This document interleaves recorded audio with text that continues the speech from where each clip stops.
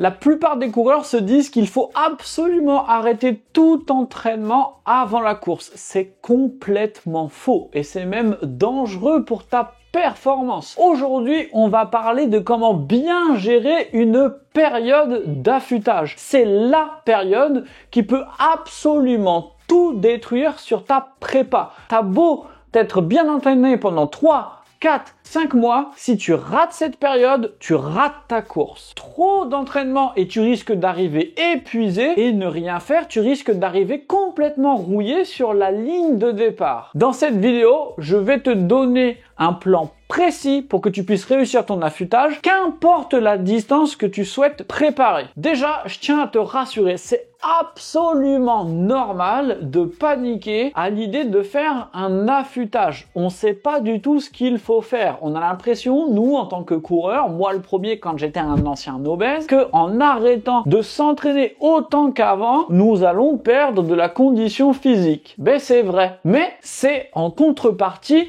d'un gain au niveau de la fatigue musculaire qui va être réduit grâce à l'affûtage. Si tu me suis bien, l'affûtage, c'est donc l'art de faire baisser la fatigue musculaire en faisant baisser la condition physique peut-être un tout petit peu, mais en minimisant au maximum cette réduction de la condition physique. Et pour ça, il y a 4 étapes cruciales à respecter que je vais te décortiquer tout au long de cette vidéo. Je vais aussi te parler de mon expérience parce que la théorie c'est bien, mais la pratique c'est encore mieux. Je vais aussi te parler de l'expérience de mes coachés pour que tu puisses voir selon les distances et les niveaux qu'il faut adapter son affûtage d'une différente manière. En tout cas, j'ai failli rater bon nombre de courses à cause de ça. Et à la fin de la vidéo, je vais aussi te donner la dernière séance d'intensité que tu dois faire pour chaque distance. L'affûtage, c'est cette période à la fin de ta préparation où tu vas réduire le volume hebdomadaire de kilomètres que tu cours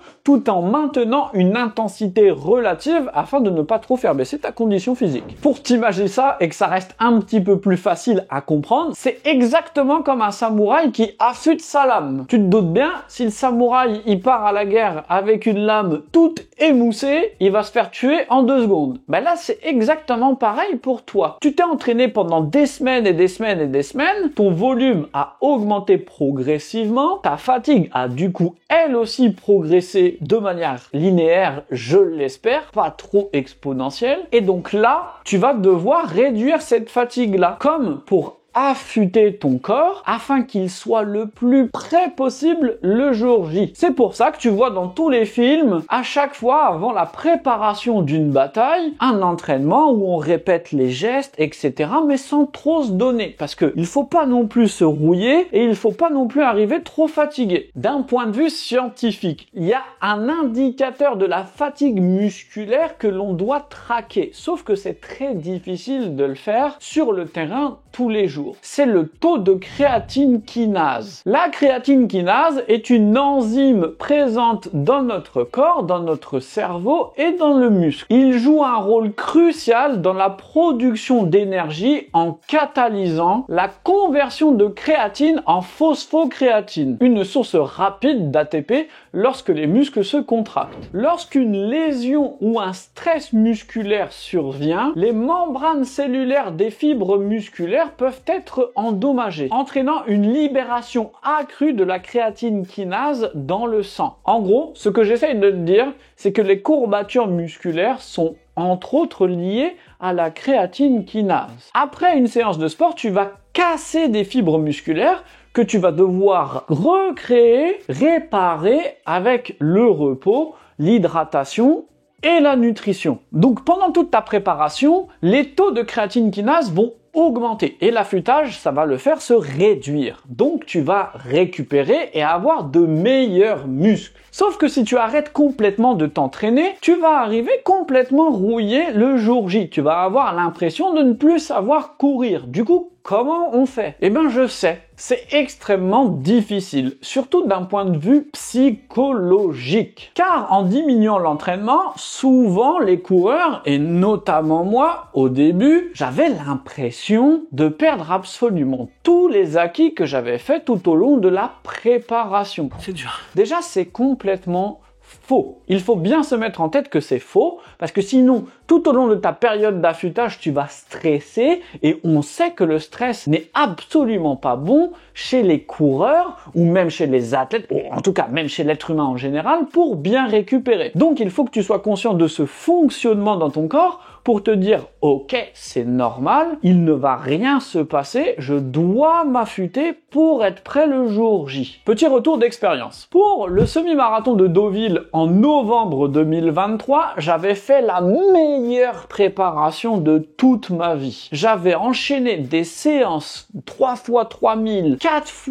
4000 mètres, des séances énorme, 4 x 4000 mètres, je sais même pas comment j'ai fait pour tenir, c'est complètement stupide. Bref. Mais ça passait, c'était exceptionnel, j'avais l'impression de survoler toutes mes séances. Et donc, quand il vint la période d'affûtage, j'avais peur de tout perdre. Du coup, 2 semaines avant la course, j'ai fait un 10 km à fond. En soi, pas grave, j'aurais dû m'arrêter là et faire 2 semaines d'affûtage et vraiment arriver frais le jour J. Sauf que j'avais un 3 x 5 km de prévu le mercredi, donc 10 jours avant la course. Et heureusement que je suis coach et que je me suis écouté sur cette séance parce que j'étais parti pour la faire. Et ce qu'il se serait passé si j'avais continué de faire ma séance et que je ne m'étais pas arrêté à simplement 2 x 5 km en disant écoute stop, tu t'entraînes trop, tu vas être trop fatigué, je serais arrivé complètement lessivé le jour J. Tu sais pourquoi je le sais? Parce que je suis quand même arrivé un peu fatigué le jour de la course et je me suis dit Waris, la prochaine fois tu ne fais pas le débile, tu poses ton cerveau,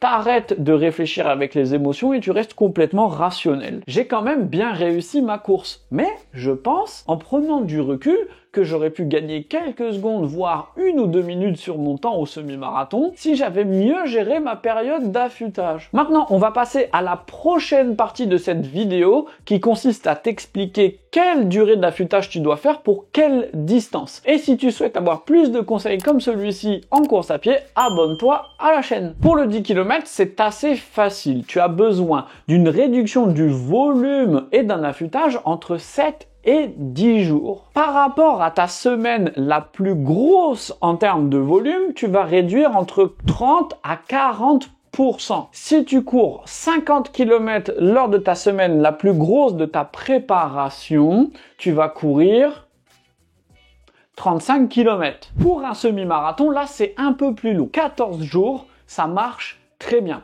Une première réduction de l'intensité de 30% sur la première semaine et ensuite de 50% la deuxième semaine. Ce qui veut dire, dans notre exemple, tu vas descendre de 50 km à 35, puis à 25, juste avant ta course. Là, par contre, la petite spécificité, c'est que tu dois aussi réduire la durée de tes sorties longues. Ne va pas faire une séance de 1h45 le dimanche, 7 jours avant ta course. Pour le marathon, là, ça dépend de l'expérience et du ressenti de chacun. C'est entre 14 jours et 21 jours. Je vais te parler de quelques-uns de mes coachés. J'ai accompagné Sarah sur le marathon de La Rochelle l'année dernière, en novembre. Sarah, c'est une personne qui récupère extrêmement rapidement de ses séances. Elle pouvait enchaîner lors de la préparation 2 séances d'intensité plus une sortie longue en récupérant très bien. Sauf que Sarah, si on lui réduisait trop son volume, elle perdait en sensation. Elle avait l'impression d'être plus lourde, d'avoir moins d'énergie, moins de peps. Et donc l'affûtage pour Sarah, il n'a été que de 2 semaines. Parce qu'un affûtage de 3 semaines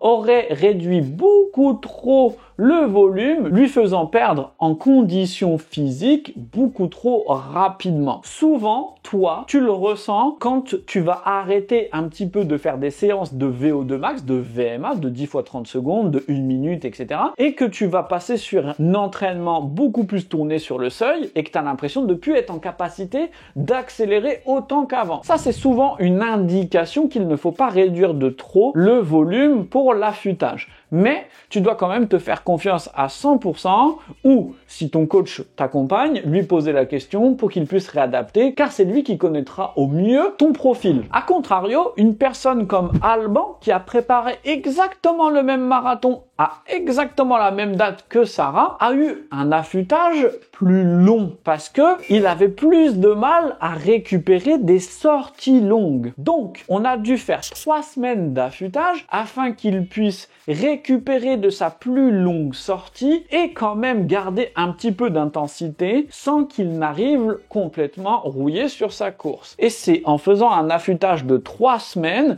qu'on a réduit le volume de ses sorties longues, qu'on a quand même gardé quelques séances d'intensité, d'allure objectif et qu'il est arrivé frais sur sa course. En tout cas, toi, si tu veux préparer un semi-marathon ou un marathon et te faire accompagner par quelqu'un pour te décharger mentalement de la préparation, d'avoir pensé à absolument rien du tout et être guidé, analysé et débriefé au niveau de tes séances, le lien du coaching est juste dans la description. Maintenant, on va passer à la dernière partie, la plus intéressante. Les dernières séances d'intensité que tu dois faire. 2 avantages à garder une séance d'intensité la semaine de la course. La première, elle est très simple, ça va booster ta confiance. La deuxième, ça va quand même te permettre de rester dynamique sur ta dernière semaine d'affûtage. Pour un 10 km, tu pourrais par exemple faire un 3 fois 1000 mètres allure objectif avec 2 minutes de récupération. Et si tu es quelqu'un qui fait un peu plus de volume, tu pourrais monter jusqu'à 4 voire 5 fois 1000 mètres, mais je le recommande pas trop, plutôt 3-4. À la fin de cette séance, tu peux rajouter par exemple 4 fois 200 mètres à des allures un peu plus rapides, mais pas non plus de sprint, pour débrider les jambes et avoir un petit peu plus de sensations. Par contre, tu dois absolument garder ta séance RPE 6, 7 sur 10, pas plus. Pour un semi-marathon, là c'est pareil, tu pourrais faire par exemple un 2 fois 2000 ou un 2 fois 3000 mètres à l'allure objectif avec 3 minutes de récupération. Là c'est pareil, ça doit rester en contrôle, tu ne dois pas forcer et si tu dois réduire l'intensité de cette séance, c'est pas grave. De toute manière, c'est pas maintenant que tu vas gagner en condition physique, si tu l'as bien compris. Pour un marathon, pareil, ça sert à rien de pousser de trop. Le marathon, c'est extrêmement long. Là, l'objectif de la dernière séance d'intensité, ça va vraiment être de remémorer l'allure objectif pour les 42,2 km qui vont se passer le dimanche. Donc, tu gardes la même séance de 2 fois 2000 ou 2 fois 3000 mètres en essayant d'être un métronome sur tes allures. Il faut vraiment que tu arrives à avoir l'économie de course la plus parfaite possible. Ce conseil, il vaut pour absolument toutes les autres distances, mais encore plus pour le marathon. Maintenant, mes petits conseils de coach pour bien gérer ton affûtage. Tu devrais le faire tout le temps, mais le premier conseil que j'ai à te donner, c'est de dormir davantage. Le sommeil, ça va te permettre de récupérer beaucoup plus rapidement. Dernièrement, j'ai eu Lucie, l'une de mes coachées qui prépare le marathon de Paris,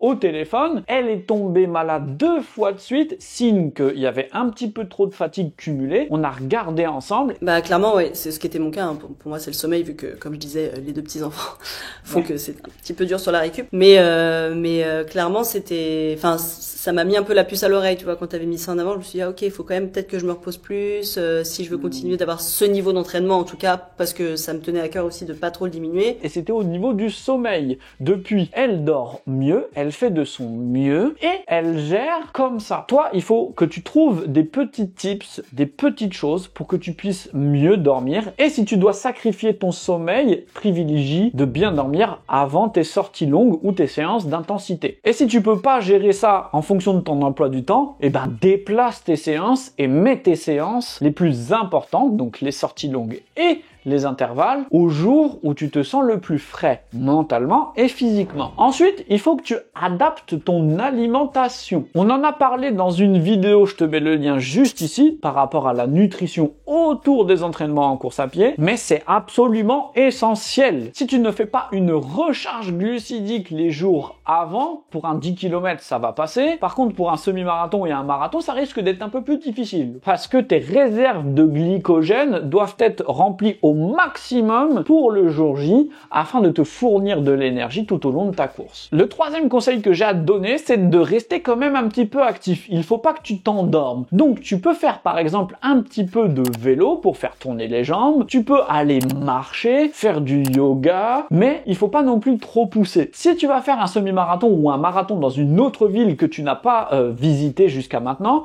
évite de faire 30 000 pas quand même avant ta course. Et le dernier conseil que j'ai à te donner, c'est le plus important de cette vidéo. C'est ce que je répète, je rabâche à mes coachés tous les jours et que j'applique à moi-même aussi. Mais c'est que, outre essayer de millimétrer à maximum ta préparation, le plus important, c'est que tu arrives frais mentalement le jour J. Si tu n'as pas pris de plaisir tout au long de ta prépa, si tu n'as pas pris de plaisir à aller te challenger et chercher des allures dont tu n'as pas l'habitude, tu vas arriver complètement lessivé le jour de ta course et tu n'auras pas la niaque. Et sauf que c'est à ce moment spécifique qu'il faut avoir la niaque pour avoir envie de tout défoncer. Donc, le plus important, c'est d'adapter sa préparation et ses entraînements afin qu'ils puissent permettre de ne pas être trop difficile, de ne pas être trop facile non plus, parce que sinon tu progresseras pas, et qui puissent te permettre de prendre plaisir. Si tu veux encore un petit peu plus d'anecdotes, c'est exactement ce que j'ai appliqué sur le semi de Deauville, et heureusement que j'ai fait ça. Je prenais du fun de ouf. Alors oui, c'était peut-être pas forcément l'entraînement le plus optimisé, le plus académique de la décennie. Sauf que j'ai pris du plaisir. Du coup, j'ai pu enchaîner des semaines, 12 semaines de préparation en prenant du plaisir. Donc si j'avais pas envie de faire un 2 x 5000 mètres parce que ça me saoulait de faire 5000 mètres et que j'avais envie de faire du dégressif en termes de distance mais progressif en termes d'allure, type par exemple un 6 x km, 4 km, 2 km, je le faisais. Et si j'avais envie de me mettre une petite séance de VMA pour mettre un petit peu de vitesse parce que ça me faisait plaisir, bah c'est ce que je faisais aussi, tout en étant intelligent, parce que il faut rester spécifique, mais c'est ce que je faisais. Par exemple, je faisais un 5 x 400 mètres avec 2 x 3000 mètres allure semi-marathon et 5 x 400 mètres. Comme ça, j'avais du fun. Je pouvais entraîner mes jambes à être rapide sur de la fatigue après les 3000 mètres avec les 400 mètres et j'avais du fun. Donc, je suis arrivé quand même assez frais sur la course malgré un affûtage un peu mitigé. En tout cas, c'est ma philosophie. Si c'est la tienne, lâche un petit like aussi. On se retrouve dans les prochaines vidéos. Merci encore une fois d'être de plus en plus nombreux sur cette chaîne. Je lis tous les messages, tous les commentaires. Ça me fait extrêmement plaisir parce qu'à l'époque, quand j'étais un ancien obèse, j'aurais aimé avoir quelqu'un qui puisse m'expliquer simplement comment bien faire les choses et pas être noyé dans toute la tonne d'informations qu'il peut y avoir absolument partout. On essaye au maximum de rester objectif et factuel. À bientôt!